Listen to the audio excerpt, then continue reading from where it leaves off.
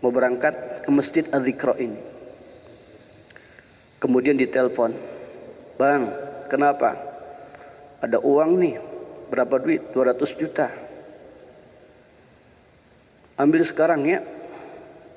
Rumahnya di Pasar Minggu tuh. Kira-kira kita langsung ya setelah ini nih, setelah sholat subuh, mau halakoh dulu apa mau ngambil duit dulu tuh 200 juta? Hah? Ngambil duit dulu ya. Sama sama saya kalau gitu. Allahu Akbar. Padahal kalau kita datang ke halakoh ini insya Allah dapat ilmu. Insya Allah jawaban kita semua sama dengan Imam Ali. Aku mau ilmu.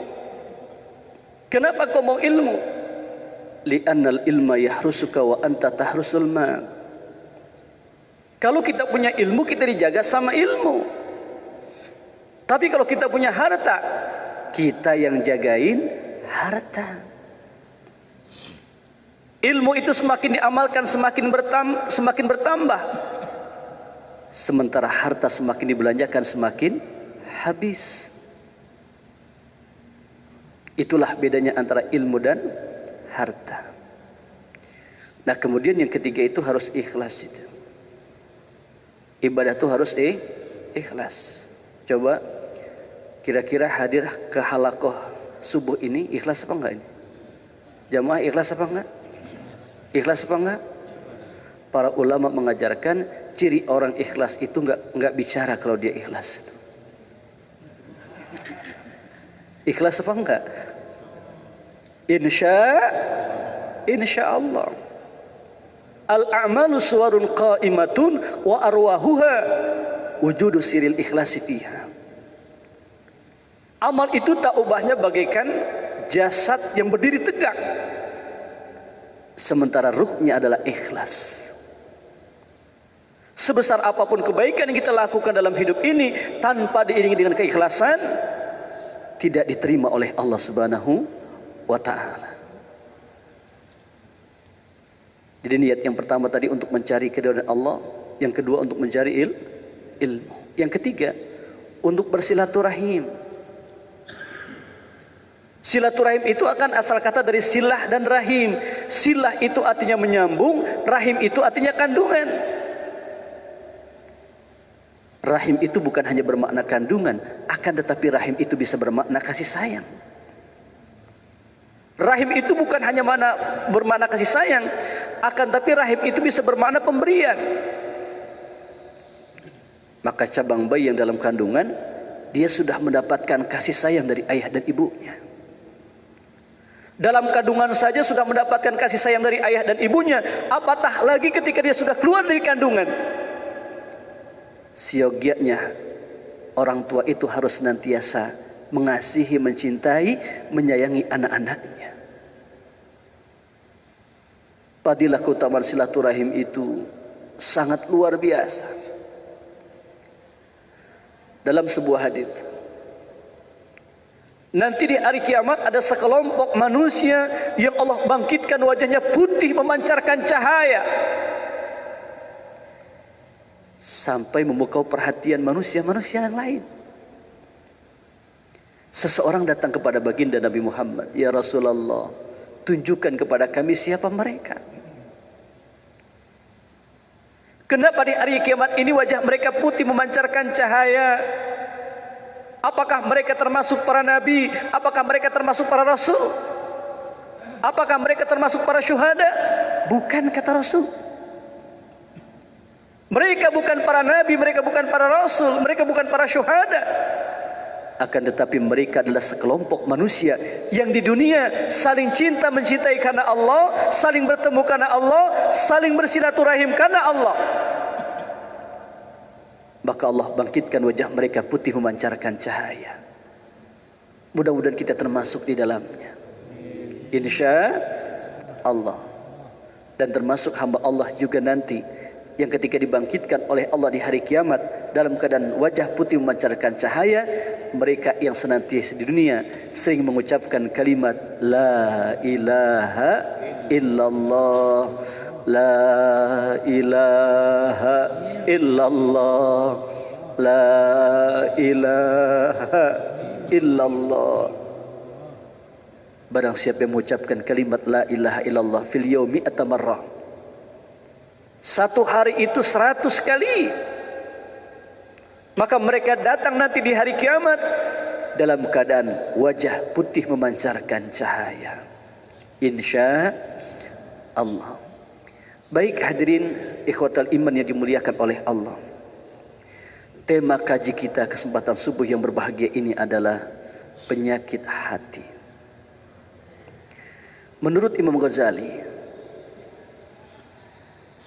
bakteri yang sangat berbisa, virus yang sangat mematikan, yang memasukkan penyakit-penyakit hati dalam tubuh ini adalah syaitan. Syaitan itu asal kata dari syatona, yang artinya adalah mengikat. Maka orang yang mengikuti langkah setan itu adalah mereka yang diikat oleh setan.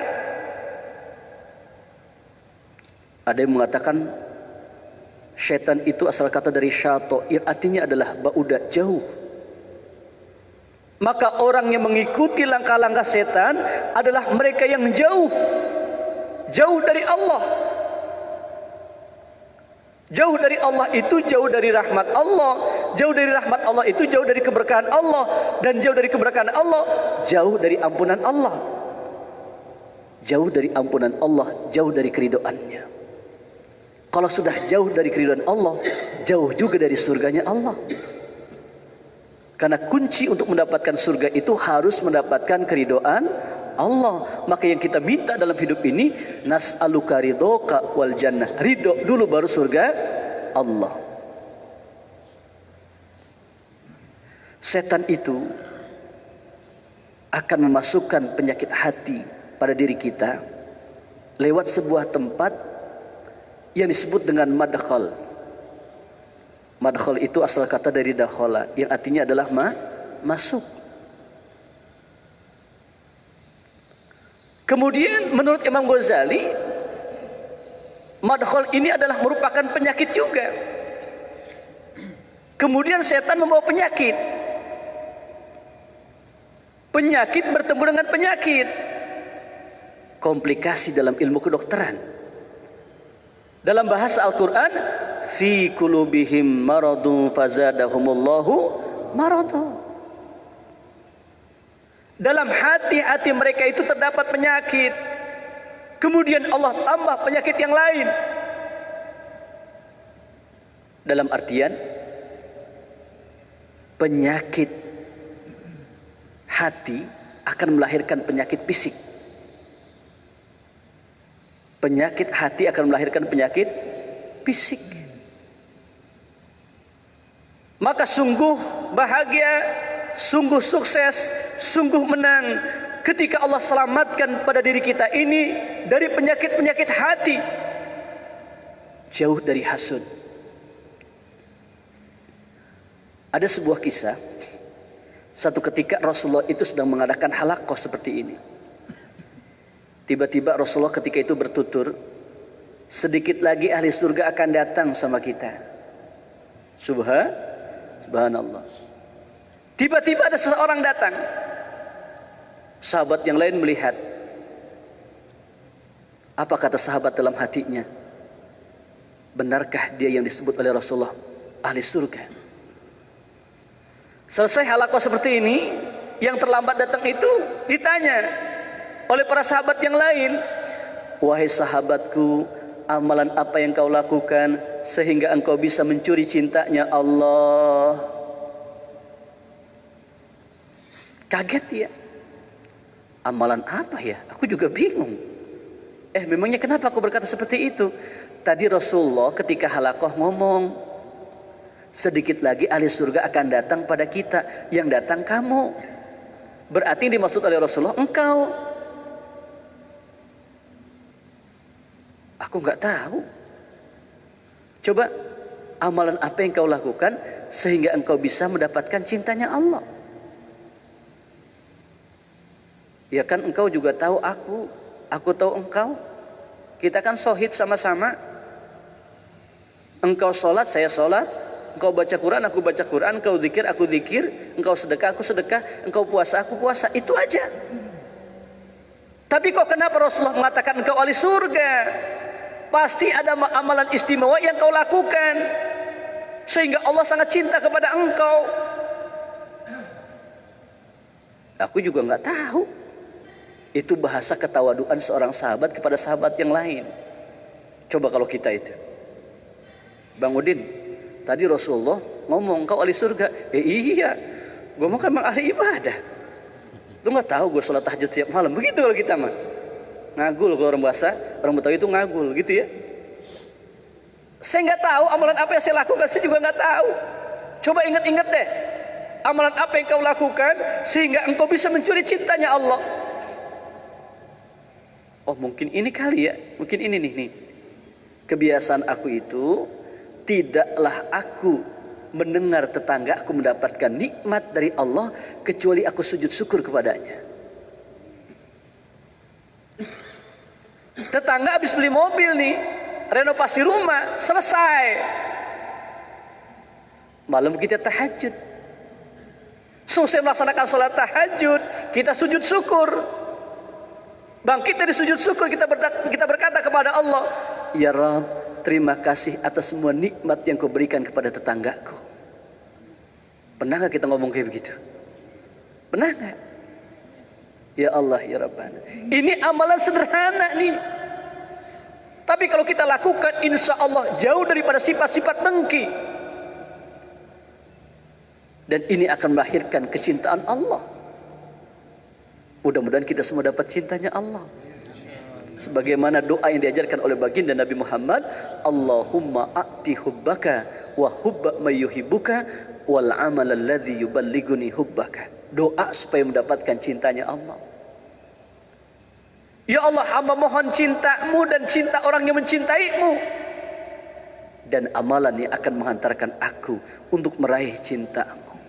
Dan ciri khas daripada orang-orang beriman adalah senantiasa cinta kepada Allah.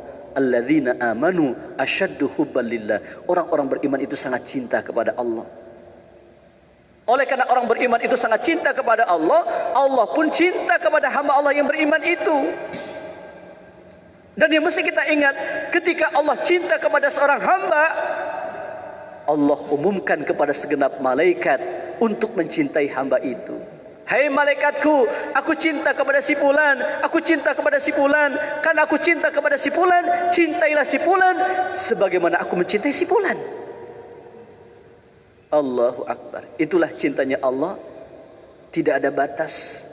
Cinta, sesungguhnya cinta adalah cinta dari Allah Subhanahu wa ta'ala. Nah, kemudian penyakit hati yang berbahaya menurut Imam Ghazali, yang mesti kita hilangkan pada diri ini adalah, yang pertama adalah al-ghadab. Tahu al-ghadab? Ya, kalau anak-anak kita pulang dari TK ya, pulang sekolah, itu biasanya suka ngapalin sebuah hadis. La tagdob walakal jannah, la tagdob walakal jannah, la tagdob walakal jannah. Jangan kau marah, bagimu surga. Ini penyakit hati yang sangat berbahaya pada diri kita. Itu adalah yang pertama, al-ghadab, marah. Satu ketika seorang sahabat datang kepada baginda Nabi Muhammad. Ya Rasul, aku ingin menghafal hadismu. Apa kata Rasul? La tagdob, jangan kau marah. Keesokan harinya sahabat datang lagi kepada baginda Nabi Muhammad. Ya Rasul, aku ingin menghafal hadismu yang lebih panjang. Apa kata Rasul? La tagdob, jangan kau marah. Berapa kali itu? 2. Keesokan harinya sahabat datang lagi kepada baginda Nabi Muhammad. Ya Rasulullah, hadis yang kemarin aku sudah hafal ya Rasul. Aku ingin hadis yang lebih panjang ya Rasul. Apa kata Rasul? La tagdob, jangan kau marah. Sahabat ketika itu berkata dalam hatinya, kenapa Rasulullah itu mengatakan jangan kau marah sebanyak 3 kali?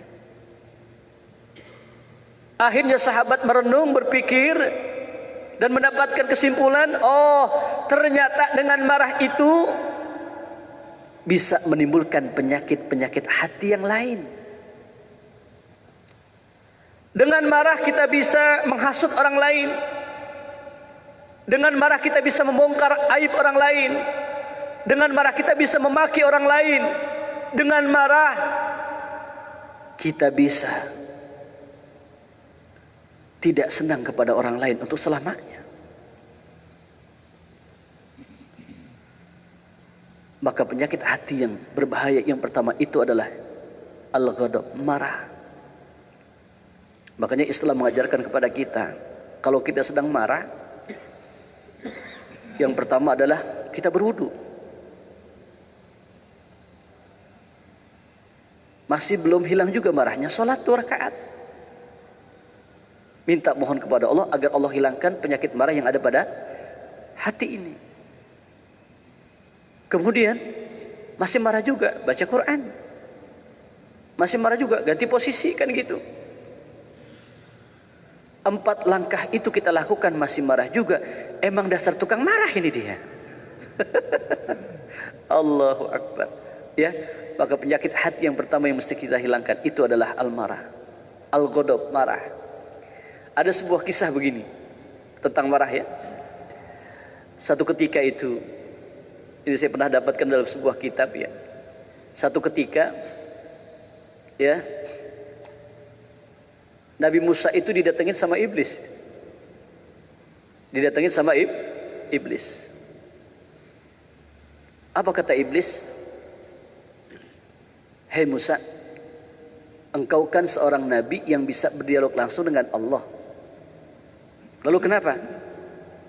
Aku mohon bantuanmu, tolong sampaikan salamku kepada Allah.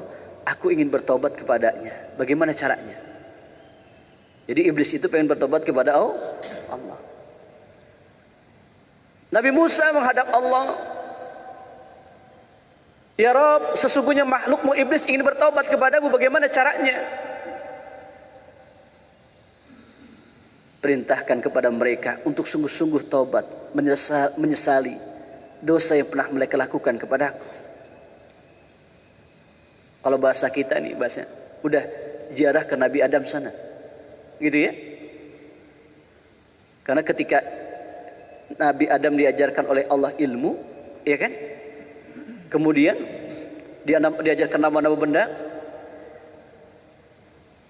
Seluruh malaikat ketika itu diperintahkan oleh Allah untuk sujud kepada Adam. Usjudu li Adam. Seluruh malaikat yang ada, silakan kau sujud kepada Adam.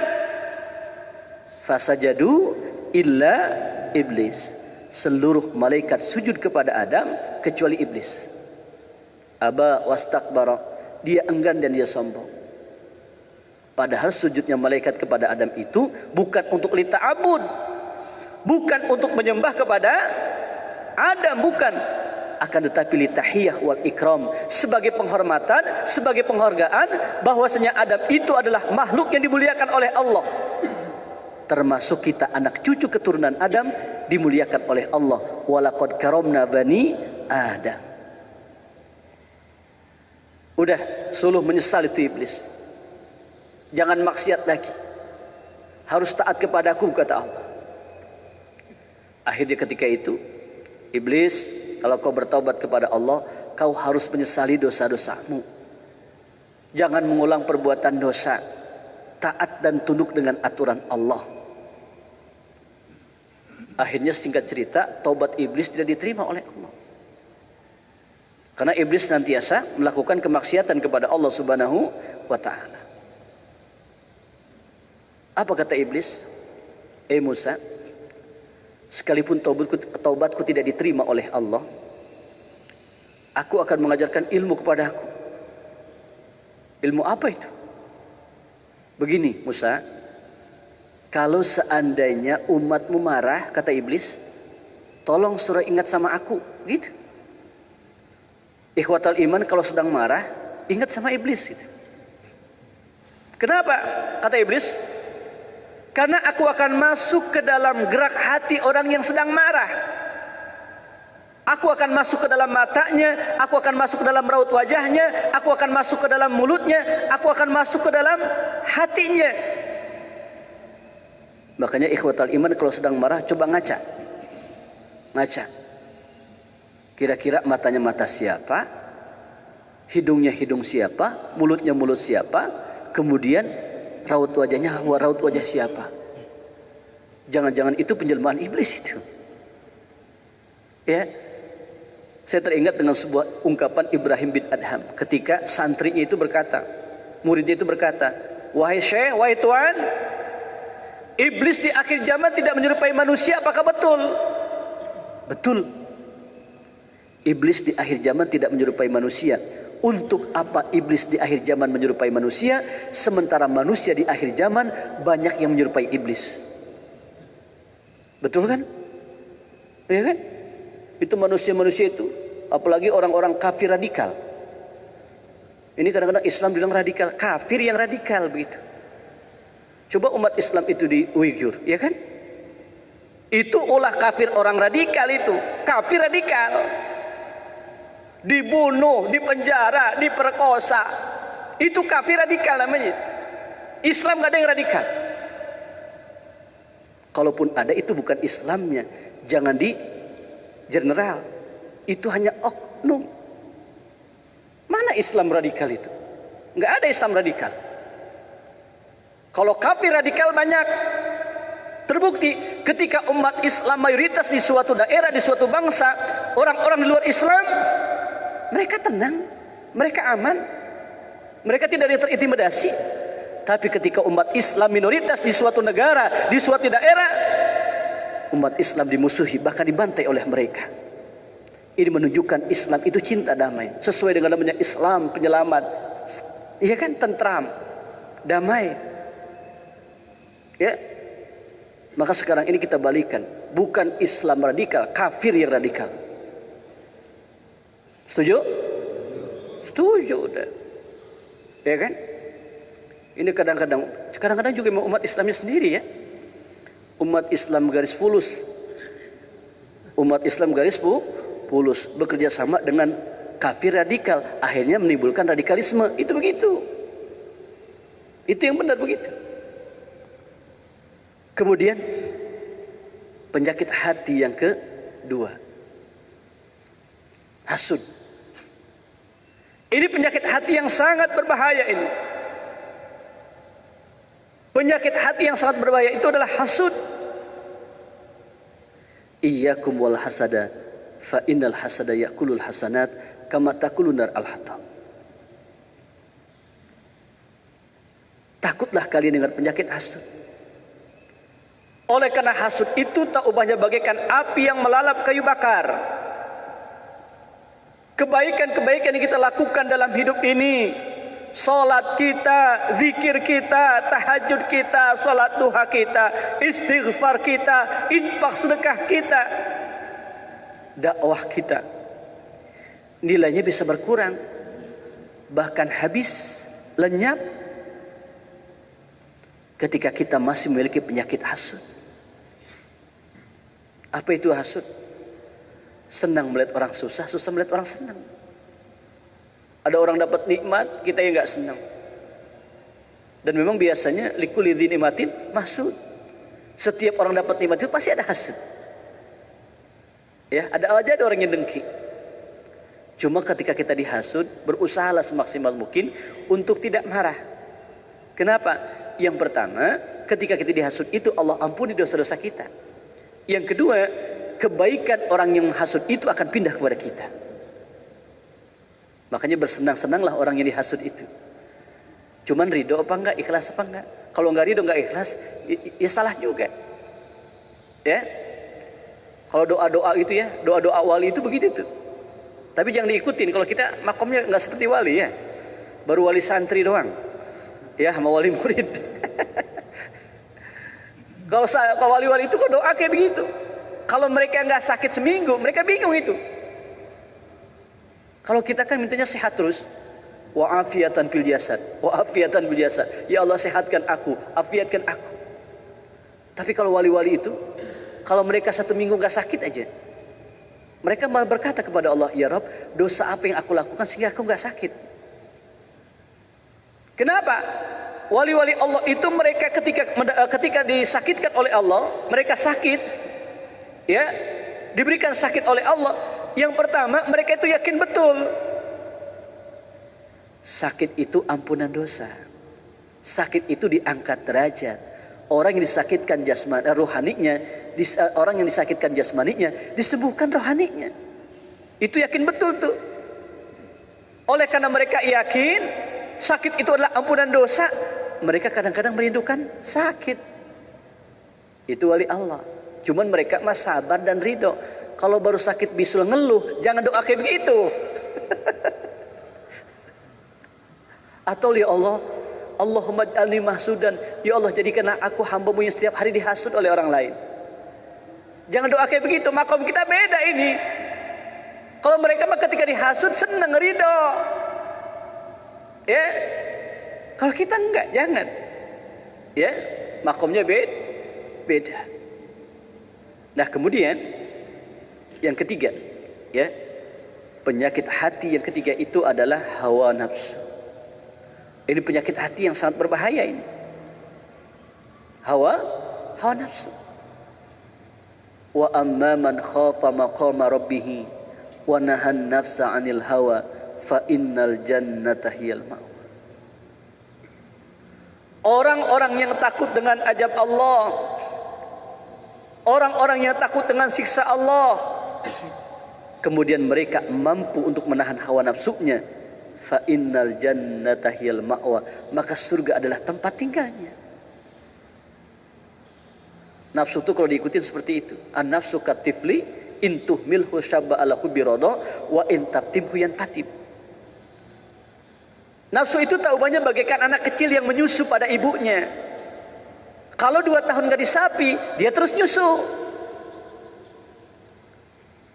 Begitupun dengan nafsu yang kita miliki. Ketika nafsu jelek yang ada pada diri kita itu diperturutkan, maka nafsu itu akan terus menghantarkan kita untuk melakukan perbuatan maksiat, perbuatan yang tidak pernah mendapatkan keridhaan dari Allah Subhanahu wa taala. Maka dalam hidup ini ada sebuah prinsip, kita yang mengatur nafsu, bukan kita yang diatur oleh nafsu. Kita yang menguasai nafsu, bukan kita yang dikuasai oleh nafsu. Kita yang menyetir nafsu, bukan kita yang disetir oleh nafsu. Nafsu harus apa kata kita, bukan kita apa kata nafsu. Karena nafsu itu cenderung membangkang hukum Allah. Beda dengan akal. Kalau akal itu tunduk dengan aturan Allah, maka berbahagialah orang-orang yang menjadikan akalnya sebagai raja, sementara nafsunya sebagai tawanan. Celakalah bagi orang-orang yang menjadikan nafsu sebagai raja, sementara akal sebagai tawanan. Makanya kan proses penciptaan akal dan nafsu itu beda. Ya, ketika Allah ciptakan nafsu itu ditanya oleh Allah, "Hei nafsu, siapa engkau, siapa aku? Aku adalah aku, engkau adalah engkau." Sombong gak tuh nafsu? Sombong. Dihukum nafsu itu oleh Allah. Setelah dihukum, ditanya lagi, nafsu, siapa engkau, siapa aku? Apa kata nafsu? Engkau adalah engkau, aku adalah aku. Dihukum lagi tuh, dimasukkan ke jurang api neraka. Diangkat lagi, ditanya lagi, nafsu, siapa engkau, siapa aku? Lagi-lagi nafsu menjawab, engkau adalah engkau, aku adalah aku. Tapi ketika Allah ciptakan akal itu ditanya, "Hei akal, siapa engkau, siapa aku?" Apa kata akal? Aku adalah hamba-Mu, sementara engkau adalah Rabbku, Tuhanku. Subhanallah. Maka dahulukan akal ketimbang nafsu.